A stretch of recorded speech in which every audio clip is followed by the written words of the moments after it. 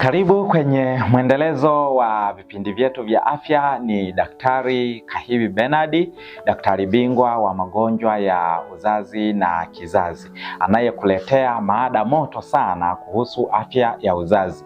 Sasa leo tuna maada nzuri sana inayohusu mwanamke ambaye ananyonyesha inapotokea akabeba ujauzito mwingine ili hali mtoto ana miezi 3 au 4 au 5, anapaswa kuendelea kunyonyesha? Moja ya maswali ambayo wanawake na wanandoa wengi wamekuwa wakijiuliza ni pamoja na hayo. Lakini kabla ya kuendelea, hebu bonyeza kwanza kitufe cha neno subscribe ili uendelee kunisikiliza.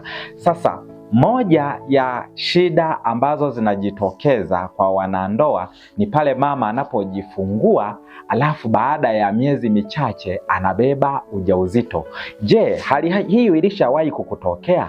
Na kama ilikutokea, uliacha kunyonyesha mtoto wako baada ya mimba kuingia au uliendelea kunyonyesha? Na wengine wamekuwa wakijaribu hata kutoa ujauzito kwa hofu tofauti. Endelea kunifuatilia kupitia video nitakayokwenda kukueleza kwamba unapobeba ujauzito ili hali unanyonyesha ufanye nini wakati huo ambao wewe una mtoto mdogo, na nini ukifanya ambacho kitakuwa kina manufaa kwako wewe pamoja na mtoto utakayekuwa unamnyonyesha. Asante kwa kunisikiliza. Karibu kwa mwendelezo wa vipindi vingine.